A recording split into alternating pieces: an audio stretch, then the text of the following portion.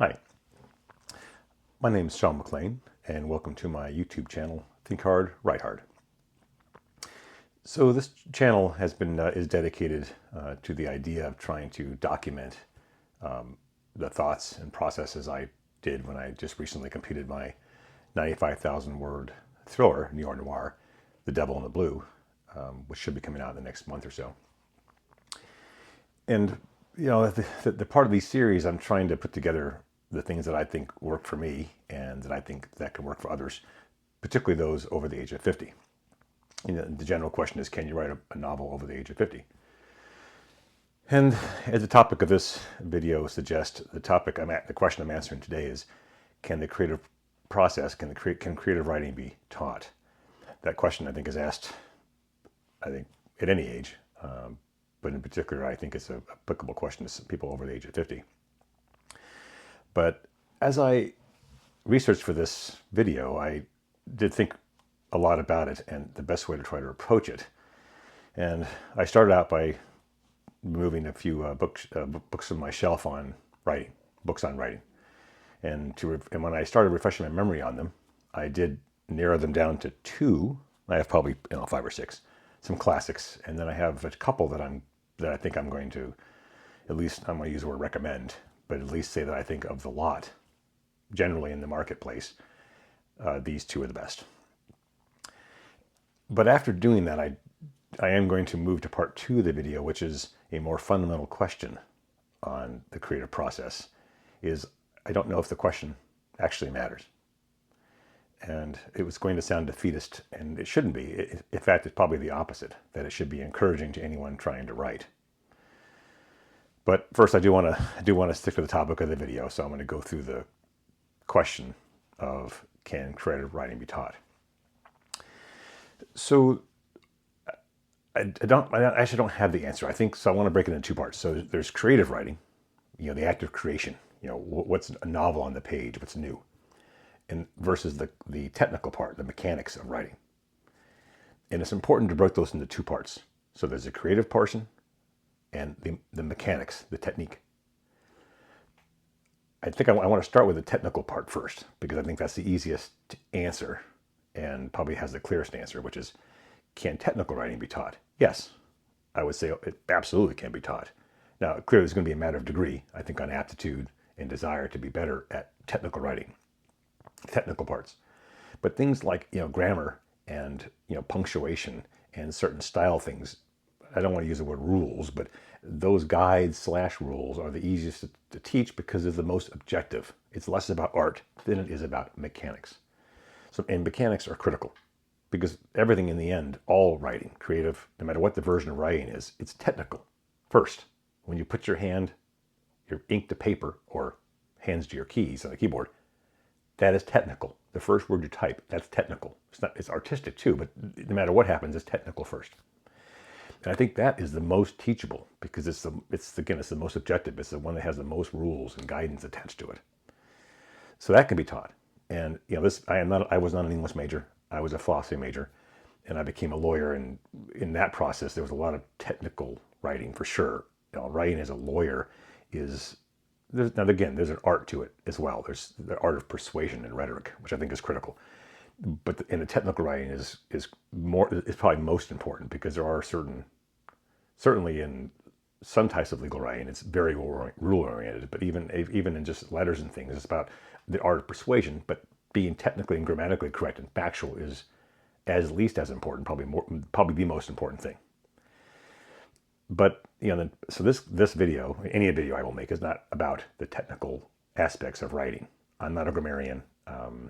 There's many books out there. There's in the books I'm going to reference on creative writing or writing in general, the recommendations in there about the technical things of writing, usage manuals, things like that. That's not what this video is about. I don't say easy to learn, but that's available to anyone. And I'm not an English major, so I'm not qualified to teach that. But on the creative aspect, I think there is a open, legitimate question on, can that be taught? Is it innate?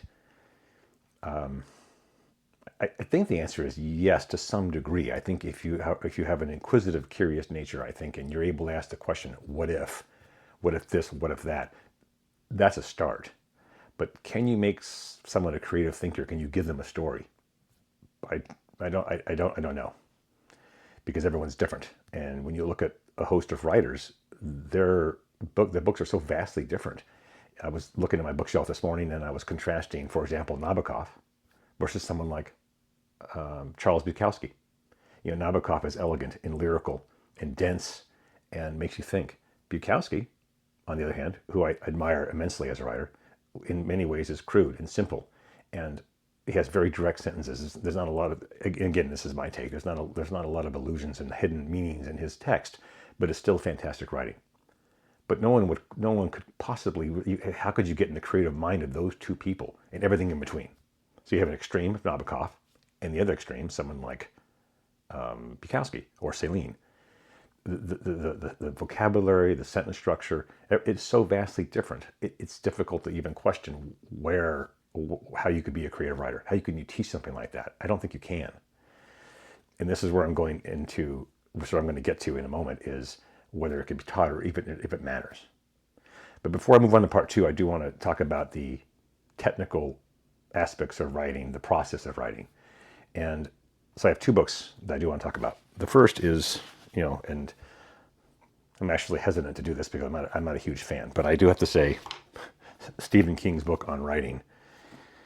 I went through it again, and it's actually a incredible summary, not just the biographical portion of how Stephen King became a writer, but just the idea of writing, how he approaches it, editing, revising, how he thinks of stories, and I looked at it again. It's even how he reads and how he gets better at reading good books or bad books. Again, I'm not a fan of his, really. I love his storytelling. His creative part I admire. His writing, the way he writes, not so much. Of course, it's technically correct, but in his imagination is beyond description. The writing style, not really a fan. But as it turns to the writing book, if you're going to pick a writing book, it's one of the best, in my opinion. I think it has everything in there that you would need to, at least to be inspired and to think that you could do it. He doesn't put anyone down. He doesn't say don't do it. I think he actually is quite open-minded and tries to prompt people to write and practice. The other book I want to recommend is something I completely forgot about actually, and I found it on my shelf, and it's called Reading Like a Writer, Francine Prose. And it's funny that her name is Prose, but it's sort of like maybe I say a higher level, maybe a more sophisticated version of Stephen King's book, because she does talk about when you reading a lot and studying written materials of other writers helps you become a writer, or can help you become a writer. And so Francine Prose and Stephen King both share the philosophy. I mean, most writers will say the same thing, is that in order to be a better writer, you have to read a lot. I think that's true, like I said in my last video, but I even start to question that, because I don't know, when it comes to style, you may recognize good writing or something, but everyone's style is so different. And like I said earlier, between Nabokov as an example and Bukowski, the style is so different, the creativity is so different. You could read 1,000 authors and they're all different. So now this is where I'm coming to the second part of my video, which might be the most important part. And I don't want to come off as negative, and it's not. It's actually, there's a positive aspect to it here. So I think looking, everyone needs, you, the viewer, the listener here, needs to, I recommend these books. They're great to read. I recommend reading everyone else's, read as much as you can. Good books, bad books. You can find out what you like, what you don't like, who you want to maybe emulate, which I sort of do too. But where I'm going with this is whether something like creative writing can be taught. I think there's a real question that it can't. And I say that because everyone's creative style is their own.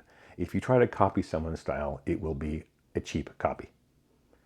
If you try to, again, the more you mimic it, the worse it is. You need to come up with your style. And if a creative writing course, video book, whatever it is, recommends things like, well, be creative like this, or think about this, that doesn't work, I don't think. I think what makes something creative is what you come up with. And I think when you try to teach it, it's not organic. It's not coming from you. And so this is why, this is the last part of the video, why it doesn't matter. If you're not trying to sell books, which I'll get to in a moment, it doesn't matter what the creative question is. Write whatever you want.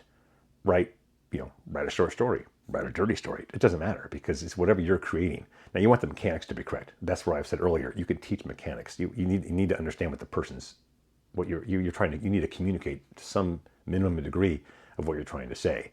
Don't say car if you mean cat. Don't say black if you meant white. There's a mechanics there, a bare minimum of communication. But the rest of it is in between, and you can do whatever you'd like. So now to the money part. So you'll look at books. You could either admire them. You read a work of art, Lolita, for example, or even Bukowski, and you look at those going, God, I could never write like that. It's so fantastic. It's funny. It's deep. That's fine. You don't have to be like that, and you don't want to get discouraged when you read someone else's writing. And the reason you shouldn't get discouraged is it's not you. You need to come up with your own voice, your own style, and no one can teach you that. It's yours. And when it comes to the money, you don't know what's going to make money. You have no idea in advance. So there's many books that are, in Stephen King's example, John Grisham, Lee Child, Michael Crichton, whoever. You can look at those books, and when I read those, I don't necessarily cringe, but when I read those, none of the writing is fantastic. I don't like the word choices. I don't like the pace. But they're mega sellers, and you can't know in advance how good something has to be or how different it's going to be to sell. And it changes. I use the word monthly. Changes yearly. One bestseller next year is a loser. It would be a loser the next one, or 5 years ago, or 10 years ago. So making money is a completely different question. And I do want to have full disclosure here. My book, Devil in the Blue, which like I said, should be coming out in a month or so. It's a neo-noir thriller. It's 95,000 words. It's not a short book. And its style, I try to figure out that I don't think I try to copy a style. I think the pace of the book came out on its own. I had the story in mind, and I did want to have a book that I don't want to use the word page turner. I did want to have the story. Each chapter is supposed to continue to cause you to read the next one. So I worked with certain principles, such as, you either have realistic characters. I had one of my editors that I had hired use the phrase that my prose was economic and clear. Well, that's not surprising. That's how I write, is probably economically. It's economic, I think. That's not a bad thing. But I don't know if I have a style. I think it's how you speak and how you put your thoughts on the page. No one can do that for you. And do I want my book to be successful? Absolutely. Do I have any control of that? Not really. I think if so the long answer is creative writing. I think, can it be taught? I don't think so. I think it can be enabled. It can be nurtured. That's for sure. I think if someone has thought and you give someone the impetus to speak for themselves and share their story, and you help their creativity come out, that I think is possible. I think if teachers can do that, or writing coaches or whatever can help you bring out the thoughts that you have that are yours, that can be helpful. Whether you can teach them to do that, I have doubts. And then again, on the mechanic side, I think the closer you get to rules and guidance on writing, grammar, punctuation, and there's some flexibility in that too. I know some people, like Cormac McCarthy, a great writer, would play with punctuation and structure that seemed not standard, but it came out good for him.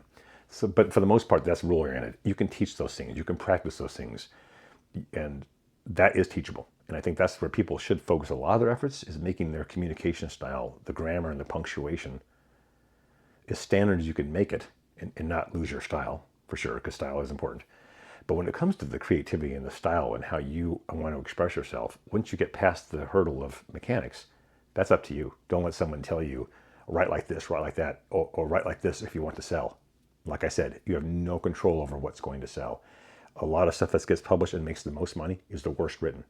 But it doesn't matter, because the story's good, it's exciting, it takes someone out of the moment and puts them into a fantasy world or whatever it is.